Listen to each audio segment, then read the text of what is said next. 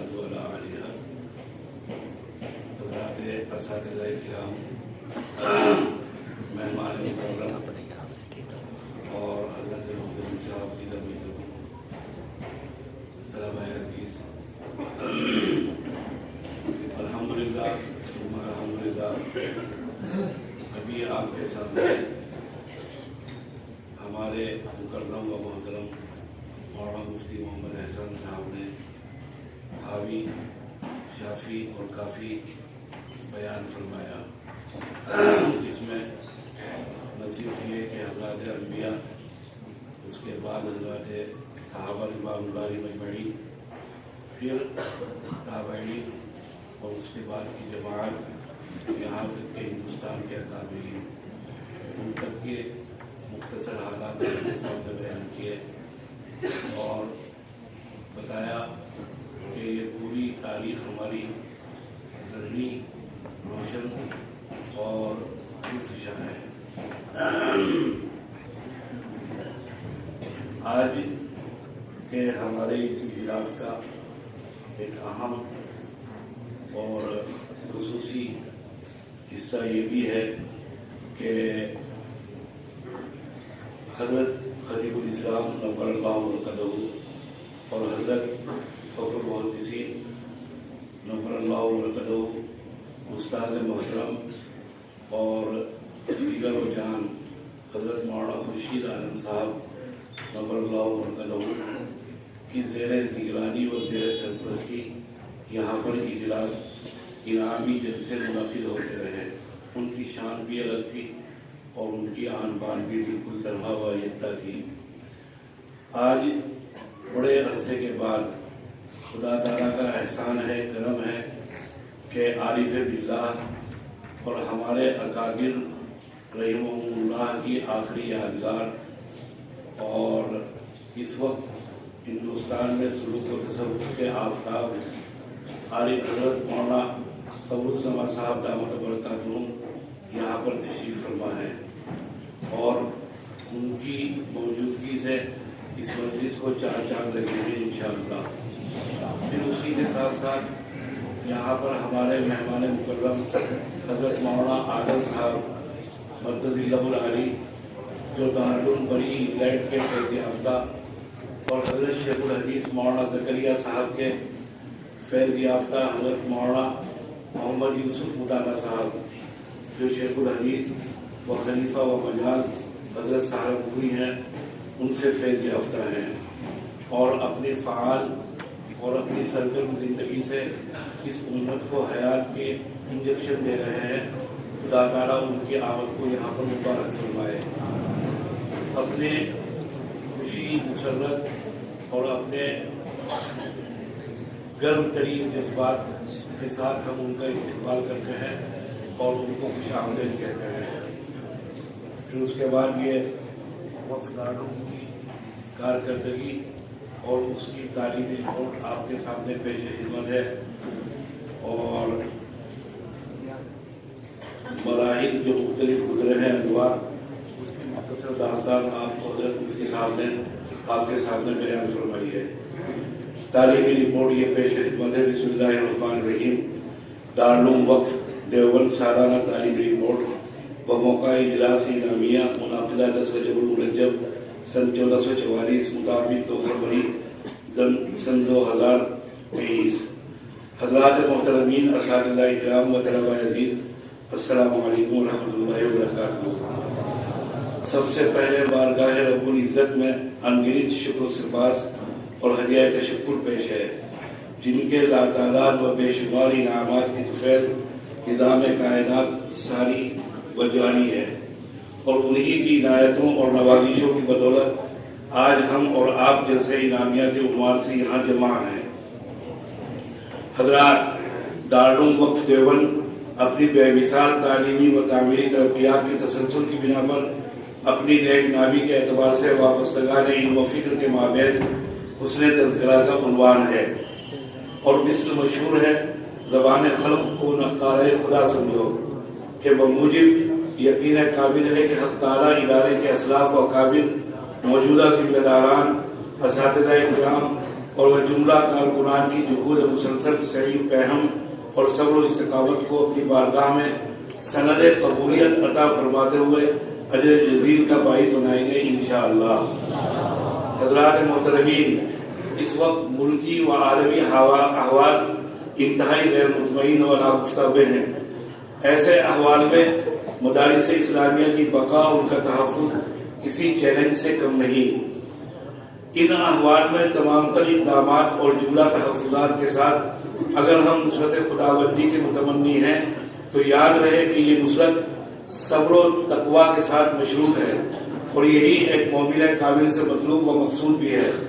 زمانے کی ناہمواریاں، احوال زمانہ کی بدعنوانیاں اور ناانصافیاں، انقلاب دہر کے امواج تلاطم چاہے کتنی ہی خوفناک شکل اختیار کر لیں، لیکن صبر و ضبط کے ساتھ استقامت پر ہی معیت و معاونت ربانی کا وعدہ ہے۔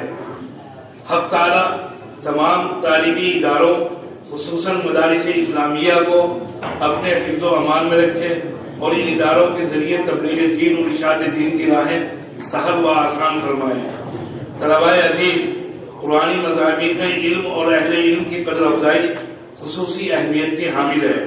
جناب رسالت مآب صلی اللہ علیہ وسلم کی زبان فیض ترجمان سے جو دعائیں ادا کرائی گئی ہیں وہ پورے قرآن میں موجود دعاؤں میں سے کسی ایک میں بھی بجز علم کے اضافہ و زیادتی کے الفاظ نہیں ملتے۔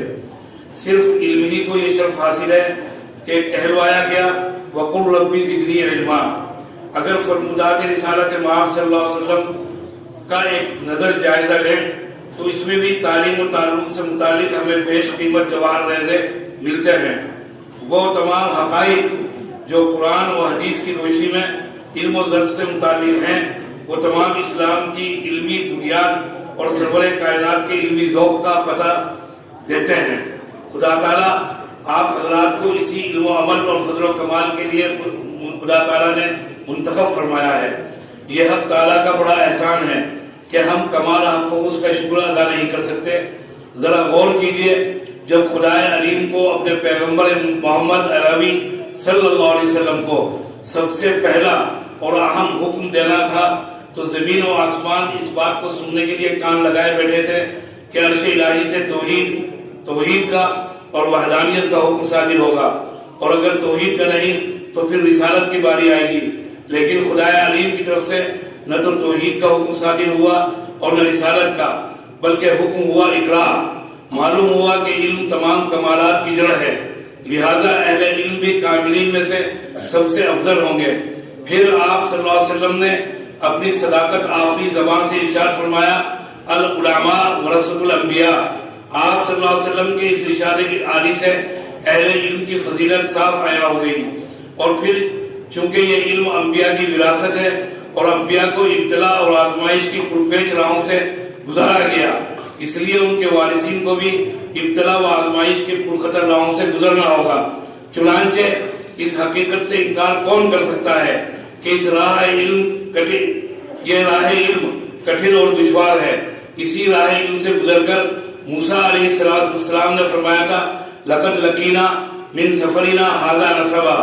چنانچہ پیغمبر انسانیت صلی اللہ علیہ وسلم نے انہی مشکلات کو مد نظر رکھتے ہوئے فرماتے ہیں، من جاء جلہ و یطلب العلم لقى اللہ تعالی ولم یکن بینہ و بین النبیین الا درجۃ النبوہ۔ پھر وہ طالب علم جو مشکلات کی پرواہ کیے بغیر آگے بڑھتا چلا جائے، علم کی دھن اسے مسلسل سراپا اسراپ بنائے رکھتی ہے، اور بلا آخر ایک دن منزل مقصود ان راہ روان علم کے قدم چوم لیتی ہے۔ تب سرور کائنات صلی اللہ علیہ وسلم نے ان کو ہدیہ تہنیت پیش کرتے ہوئے فرمایا تھا، خیار امتی علماء ہوا و خیار علماء یا رحماء ہوا۔ اب اس تناظر میں آپ حضرات کی ذمہ داری بنتی ہے کہ نہ صرف خود قرآن و سنت پر اپنی انفرادی اور معاشرتی زندگی میں مکمل طور پر عمل پیرا ہوں، بلکہ دیگر اقوام و ملل کے سامنے بھی اسلامی دعوت پیش کریں، انہیں بتائیں کہ وہ محض انسانی عقل و خواہش پر بھروسہ کرنے کے بجائے وحی الہی کی بالاتر رہنمائی کو قبول کریں، اور انسانی معاشرے کو عقل و خواہش کی بے لگام پیروی سے نجات دلائیں، تاکہ مجموعی طور پر انسانی آبادی فطری قوانین اور نظام کے تحت امن و خوشحالی کی حقیقی منزل سے ہم کنار ہو سکیں۔ طلباء عزیز، ان اللہ دعوت حق اور حفاظت حق مطلوب ہے۔ ہر دور ہر زمانے میں حق کی حفاظت ہوتی رہی ہے۔ طرق حفاظت اگرچہ مختلف رہے، اولاً الامر بالمعروف والنہی عن المنکر انبیاء علیہ السلام سے کرایا گیا، پھر نبی آخر الزماں علیہ السلام کو مبعوث فرما کر حق کے اس بات اور باطل کی تکذیب کا کام حق تعالیٰ نے لیا، پھر وفات النبی صلی اللہ علیہ وسلم کے بعد ثم الذین یلونہم کا 1.5 صدی تک ضابطہ جاری رہا۔ بعد ازاں طریقہ کار بدلا، مدارس دینیہ کا قیام عمل میں آنے لگا اور علماء تیار ہونے لگے، پھر یہی سلسلہ مدارس بقائے دین کا مؤثر ترین ذریعہ ثابت ہوا اور امت نے اس طریقہ کار کو مضبوطی سے تھام لیا۔ ہندوستان میں 11ویں صدی میں سب سے پہلے علم حدیث نے اپنا بار عیش کھولا۔ دوسرا پڑاؤ دہلی میں علم فقہ نے ہندوستان کی اودھ کی راجدھانی لکھنؤ کو اول اپنا مسکن بنایا۔ گجرات کے غیر معروف کشمیر میں محدث جوہر کی شکل میں علم حدیث نے اور علامہ محمد طاہر پٹنی کی شکل میں گجرات کے غیر معروف قصبہ پٹن میں پہلا پڑاؤ کیا۔ دوسرا پڑاؤ دہلی میں علم فقہ نے ہندوستان کی اودھ کی راجدھانی لکھنؤ کو اولاً اپنا مسکن بنایا۔ معقولات نے اودھ کے معروف مشہور قصبہ خیر البلاغ خیر آباد کو اپنا مستقر بنایا۔ پھر حجت الاسلام فی الارض خیر العلوم و خیرات حضرت الامام مولانا محمد قاسم نانوتوی بانی دارالعلوم دیوبند کی چشم بصیرت ان مذکورہ اجزائے ترکیبی پر پڑی، جنہیں دیوبند میں جمع فرما کر جامع العلوم دارالعلوم دیوبند بنا دیا۔ آج 1.5 صدی پر مشتمل ایک طویل ترین وقت گزر جانے کے باوجود بھی طالبان علم دین کا جوک در جوک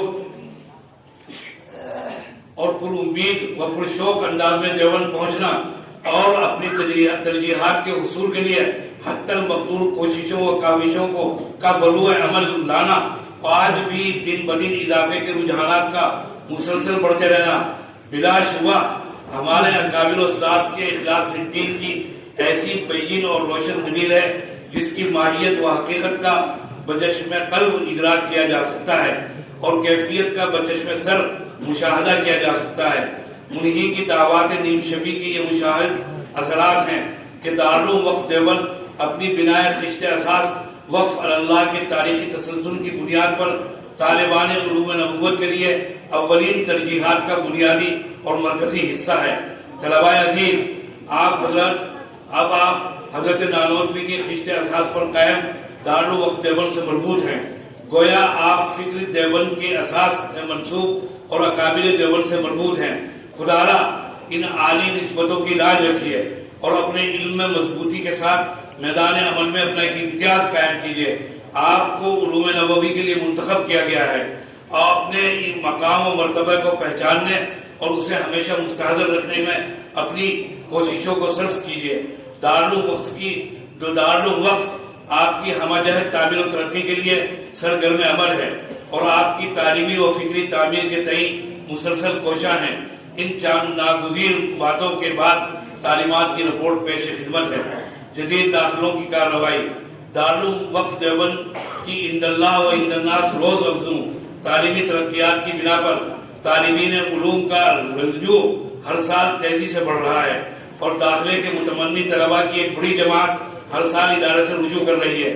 چنانچہ اسی کے پیش نظر سال رواں درخواست برائے داخلہ جدید کی تقسیم کا عمل مورخہ 27 رمضان المبارک سے شروع کر دیا گیا، جیسا کہ کورونائی عہد سے ماقبل تقسیم فارم کا نظام تھا، جس کا سلسلہ مورخہ 4 شوال المکرم تک روز عید کے علاوہ متواتر جاری رہا، جس میں مختلف درجات میں داخلے کے امیدوار طلباء نے درخواست برائے داخلہ جدید کی تکمیل کی اور اس دورانیہ میں تقریباً 10,000 جدید فارم تقسیم کیے گئے۔ الحمدللہ ثم الحمدللہ علی ذالک۔ مورخہ 7 شوال تا 10 شوال المکرم امتحان داخلہ تحریری کا انعقاد عمل میں آیا، جبکہ 6 شوال امتحان تقریری برائے ابتدائی درجات عربیہ و شعبہ تجوید و حفظ منعقد کیا گیا۔ جملہ معیاری انتظامات کے ساتھ بحسن و خوبی امتحان داخلہ کا انعقاد کیا گیا۔ امتحان داخلہ میں مجموعی طور پر 9400 طلباء نے شرکت فرمائی، جن میں سے تقریباً 1353 طلباء کا بشرائط مطلوبہ مختلف درجات کے لیے جدید داخلہ منظور کیا گیا۔ سالانہ تعطیل کی تکمیل، جدید داخلوں کی کارروائی اور اسباق کی تقسیم کے بعد مورخہ 17 شوال المکرم سن 1443 ہجری سے تمام درجات میں اسباق کا آغاز کر دیا گیا۔ اس دورانیے میں ادارے کی یہ کوشش رہتی ہے کہ کارروائی کے ایام میں حد الامکان تخفیف کر کے ایام تعلیم میں اضافہ کیا جائے۔ چنانچہ اسی تناظر میں امتحان داخلہ کے موقع پر ذمہ داران ادارہ کی حضرات اساتذہ کرام اور کارکنان کے ذریعے غیر معمولی معاونت کی بنا پر مختصر دورانیے میں داخلے کی جملہ کارروائی مکمل ہوئی اور 17 شوال المکرم سے تعلیم کا آغاز ممکن ہو سکا۔ درجات ثانویہ کا نظام تعلیم اور ماہانہ امتحانات کا انعقاد، جیسا کہ یہ بات ظاہر ہے کہ ابتدائی درجات کی تعلیم خصوصاً غیر معمولی اہمیت کی حامل ہوتی ہے۔ یہ درجات اساس اور بنیاد کی حیثیت رکھتے ہیں، چونکہ یہ 8 سالہ تعلیمی نصاب کا لب لباب ہے اور انہی سالوں میں ان کی علمی، فکری، تعلیمی اور تربیتی نشو و نما ہوتی ہے، جس کے بنا پر درجات ثانویہ اعدادیہ تا عربی چہارم کے تعلیمی نظام کے استحکام کی جانب تعلیمات خاص طور پر متوجہ رہتا ہے۔ ان درجات کی تعلیمی نگرانی کے لیے محترم جناب مولانا ڈاکٹر محمد شکیب صاحب قاسمی کی نگرانی میں دو اساتذہ کرام پر مشتمل نگراں کمیٹی تشکیل دی گئی، جو حسب معمول با اہتمام و بالالتزام از مغرب تا عشاء مسجد میں موجود رہ کر طلباء کو تکرار و مطالعے کے پابند کرتے ہوئے ان کی تعلیمی نگرانی کرتے ہیں۔ نیز طلباء کو اسباق میں پیش آمدہ سوالات یا وضاحت طلب جزئیات کے تفصیلی بیان سے طلباء کو مطمئن بھی کرتے ہیں۔ اسی دوران طلباء کی حاضری کا بھی غیر معمولی اہتمام کیا گیا، جس پر طالبات کی بھرپور نگاہ ہے۔ یقیناً اس نظام العمل کے مفید نتائج سامنے آئے ہیں۔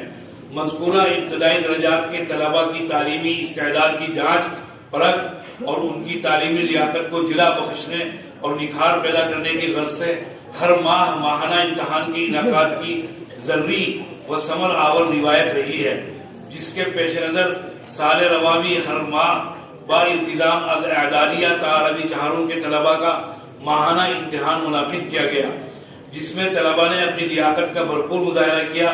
ماہانہ امتحان میں ادارے کے حضرات اساتذہ کرام کے علاوہ ذیل میں مذکور اداروں سے بھی ماہرین فنون اساتذہ کرام بحیثیت ممتحن مدعو کیے گئے۔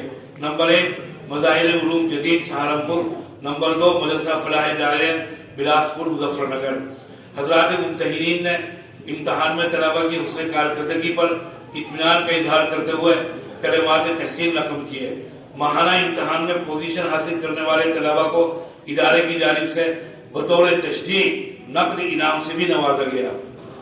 ابتدائی عربی درجات میں ناگزیر عصری نصاب کی شمولیت۔ ابتدائی عربی درجات کے نصاب میں ما قبل سے ہی انگریزی، ہندی اور حساب وغیرہ کے مبادیات شامل ہیں، لیکن تعلیمی سال سن 1440-41 ہجری سے دارالوقف دیوبند نے عصری ضرورتوں کا ادراک کرتے ہوئے درجہ عربی اول میں NCERT سے منظور شدہ نصاب شامل کیا۔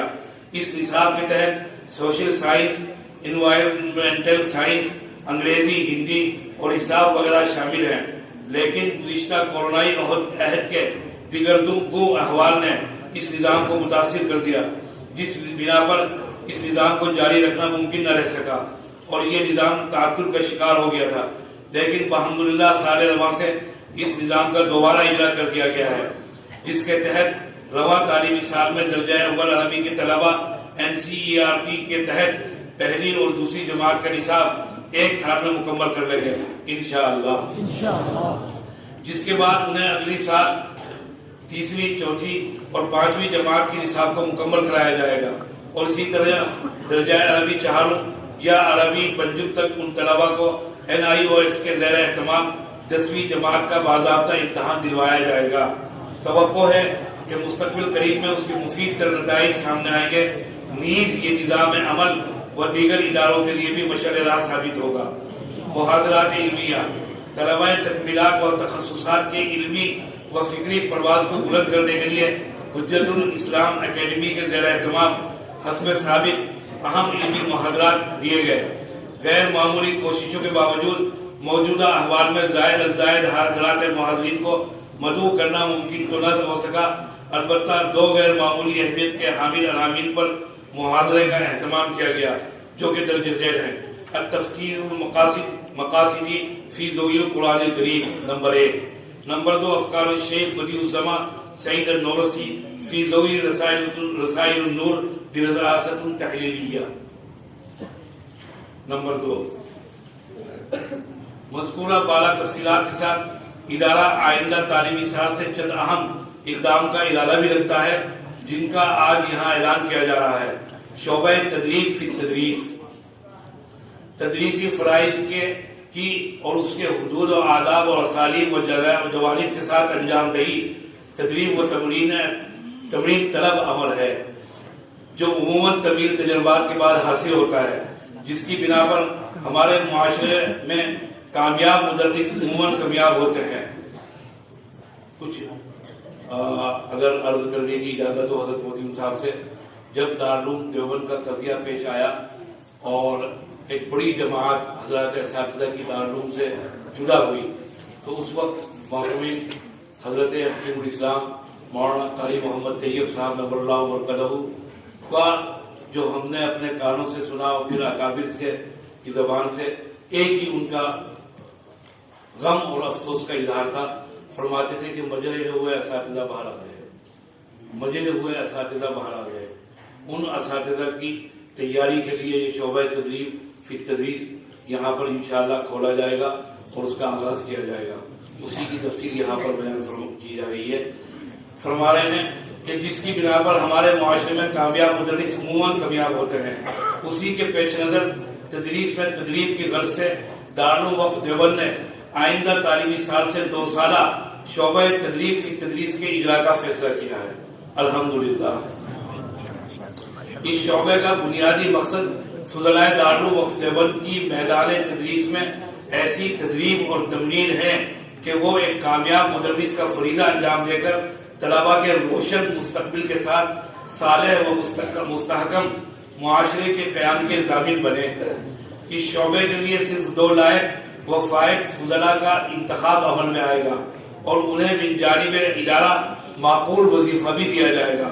سال اول میں عمدہ و مثبت کارکردگی کی بنا پر ہی سال دوم کے لیے ترقی عمل میں آ سکے گی۔ اس شعبے سے متعلق اصول و ضوابط ادارے کی جانب سے جاری لائحہ عمل میں شامل ہیں۔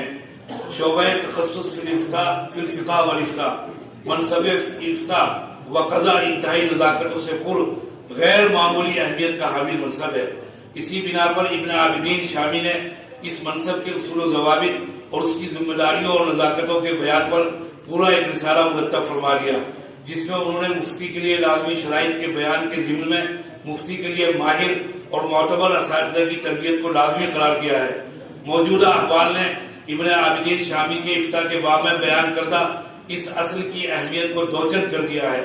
نیز موجودہ عالمی احوال کے تناظر میں مسائل فقہیہ میں نوازل و حوادث کی کثرت و بہتات نے اس بات کو لازمی قرار دے دیا کہ افتاء و قضاء سے وابستہ طلباء کی ماہر اساتذہ کرام کی نگرانی میں مزید تدریب و تمرین اور تربیت، نیز فقہ و فتاوی میں رسوخ پیدا کرنے کی غرض سے تخصص فی الفقہ والافتاء کا آغاز کیا جائے۔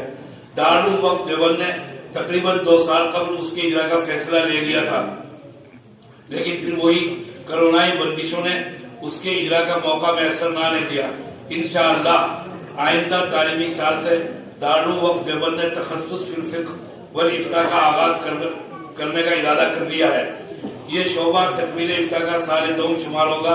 اس شعبے کے لیے تکمیل افتاء سال اول میں امتیازی نمبرات حاصل کرنے والے 4 طلباء درخواست برائے داخلہ داخل کرنے کے مجاز ہوں گے۔ ان 4 طلباء میں سے 2 طلباء کا بذریعہ انٹرویو داخلہ لیا جائے گا اور ان طلباء کو من جانب ادارہ معقول وظیفہ بھی دیا جائے گا۔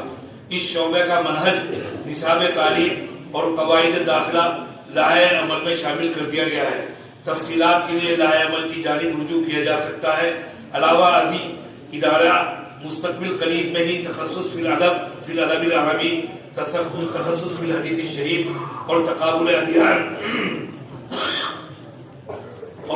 ادیان جیسے اہم و ناگزیر شعبہ جات کے آغاز کا بھی ارادہ رکھتا ہے۔ شعبہ حفظ و ناظرہ اور شعبہ تجوید کا نظام تعلیم، شعبہ حفظ و ناظرہ اور شعبہ تجوید کے تعلیمی نظام کو بھی تعلیمات نے غیر معمولی طور پر مرتب کیا ہے۔ شعبہ حفظ کی تعلیمی کارکردگی کو مزید بہتر بنانے کے لیے سالہ گزشتہ کی طرح اس سال بھی من جانب تعلیمات اس بات کا اہتمام کیا گیا کہ ہر طالب علم کی مقدار خواندگی کے لیے ایک مستقل انفرادی رجسٹر تیار کیا جائے۔ ساتھ ہی ہر طالب علم کے لیے ایک مخصوص نقشہ بھی مرتب کیا گیا ہے جو کہ متعلقہ اساتذہ کرام کے پاس موجود رہتا ہے، جس میں اساتذہ کرام یومیہ مقدار خواندگی درج کرتے ہیں۔ علاوہ ازیں ہر طالب علم کے لیے رپورٹ کارڈ بھی تیار کیا گیا ہے جس پر طالب علم کی کیفیت درج کر کے طلبہ کے سرپرستوں کو بھیجا جاتا ہے اور اس پر ان کے دستخط بھی وصول کیے جاتے ہیں تاکہ حضرات سرپرستان بھی اپنے بچوں کی کارگزاریوں سے باخبر رہیں۔ بحمداللہ اس نظام العمل کے مفید نتائج سامنے آ رہے ہیں۔ نیز ہر طالب علم کی پارے کی تکمیل پر تعلیمات جانچ کے بعد اگلا پارہ شروع کرنے کی اجازت دیتا ہے۔ اس التزام کے نتیجے میں حفظ پارے کے ساتھ قواعد و مخارج پر خصوصی توجہ دی جا رہی ہے۔ ساتھ ہی ان طلبہ کے لیے اردو املا ابتدائی دینی معلومات کو بھی سال رواں سے شامل نصاب کیا گیا ہے۔ بنا بری بطور تحدیث نعمت یہ بات کہی جا سکتی ہے کہ سال رواں شعبہ حفظ کے 3 طلبہ نے مختلف اساتذہ کرام کی نگرانی میں ایک نشست میں مکمل قرآن کریم سنایا ہے، جیسا کہ ابھی آپ کے سامنے تفصیل بیان کی گئی ہے۔ فالحمدللہ علی ذالک۔ یقیناً طلبہ کی محنتیں والدین اور اساتذہ کرام کے ساتھ ہم تمام لوگوں کے لیے بھی ذخیرہ آخرت ہوگی انشاءاللہ۔ گزشتہ چند سالوں میں سے ادارے میں شعبہ تجوید کی ایک درسگاہ موجود تھی، لیکن اس شعبے کی جانب طلبہ کے بڑھتے رجوع کو دیکھتے ہوئے سال رواں سے شعبہ تجوید کے لیے ایک اور درسگاہ کا اضافہ کیا گیا ہے۔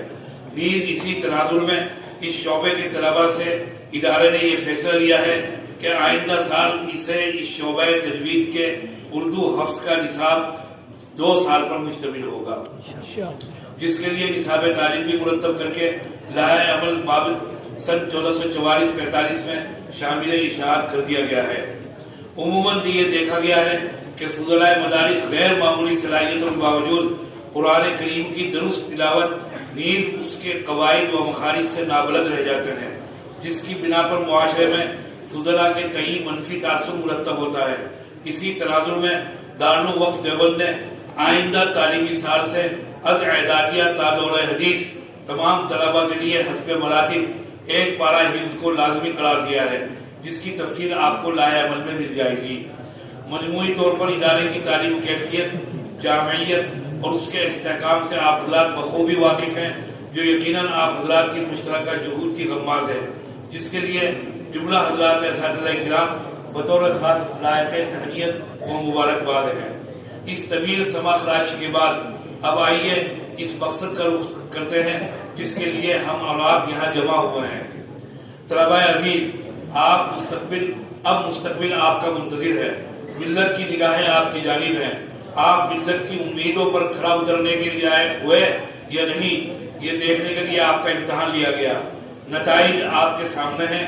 جو طلبہ امتحان میں کامیابی سے سرفراز ہوئے وہ قابل مبارکباد ہیں۔ ادارہ ان کی محنت اور کوششوں کا مسلسل احترام کرتا ہے اور ان کی محنت کو خراج تحسین کے طور پر بصورت کتب انعامات سے نواز رہا ہے۔ اس موقع پر ادارہ اپنے تمام معاونین و مخلصین اور خصوصاً ناشرین کتب کا شکر گزار ہے، جن کے گراں قدر تعاون سے آج بڑی مقدار میں کتب بطور انعام طلبہ کو دی جا رہی ہیں۔ جیسا کہ آپ کو معلوم ہے کہ جلسہ انعامیہ میں طلبہ کو انعامات دیے جاتے ہیں، وہ مختلف طریقے کے ہوتے ہیں جن کی تفصیل حسب ذیل ہے۔ نمبر 1، عمومی انعام۔ یہ انعام ہر اس طالب علم کو دیا جاتا ہے جس نے سالانہ امتحان میں شرکت کی ہے۔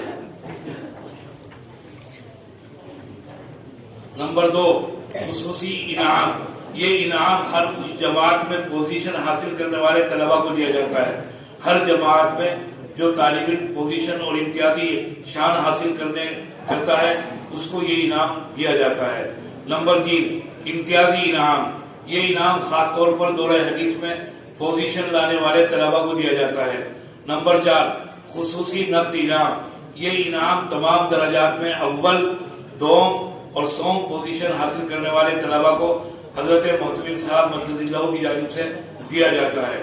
اسی طرح حضرت محتمم صاحب مدد اللہ کی جانب سے یہ خصوصی نقد انعام اس سال شعبہ حفظ کے ان 3 طلباء کو بھی دیا جا رہا ہے جنہوں نے ایک نشست میں مختلف اساتذہ کرام کی نگرانی میں قرآن کریم مکمل سنایا ہے.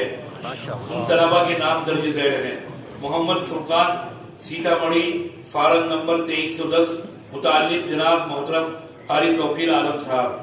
محمد وسیم سہرسہ فارغ نمبر 2306 متعلق جناب قاری محمد توقیر عالم صاحب. ایمان حسین تری پورہ فارغ نمبر 514 متعلق جناب قاری سہیل احمد صاحب. تشجیعی نمبر 5 تشجیعی انعام، جیسا کہ ماقبل میں ذکر کیا گیا کہ ثانوی درجات کے طلباء کے لیے ادارے میں ماہانہ امتحان کا انتظام ہے جس میں پوزیشن یافتہ طلباء کو نتائج نشر ہونے کے بعد ادارے کی جانب سے نقدی انعام سے نوازا جاتا ہے. لیکن اسی کے ساتھ آج کے اس اجلاس میں ایک ایسے طالب علم کو بھی بطور تشجیع خصوصی انعام سے نوازا جا رہا ہے جنہوں نے سال رواں منعقد ہونے والے تمام ماہانہ امتحان میں اول پوزیشن حاصل کی ہے. سبحان اللہ.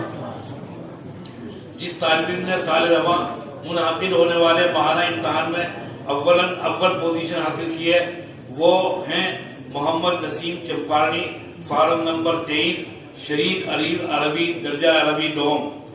سال گزشتہ دورہ حدیث شریف کے سالانہ امتحان میں امتیازی نمبرات سے جن طلباء نے کامیابی حاصل کی وہ درج ذیل ہیں: اول پوزیشن محمد عدنان احمد کشن گنج فارغ نمبر 383. دوم پوزیشن شہادت حسین صاحب گنج فارغ نمبر 363. سوم پوزیشن محمد افسار عالم سہارنپور فارغ نمبر 467. اب آپ کے انعامات آپ کے حوالے ہیں. حق تعالیٰ آپ کا معاون و مددگار ہو اور آپ کے علم میں تمام تر برکتیں عطا فرمائے اور آپ کو دین کی خدمت کے لیے منتخب فرمائے. والسلام علی احترام احقل احمد الدین شاہ.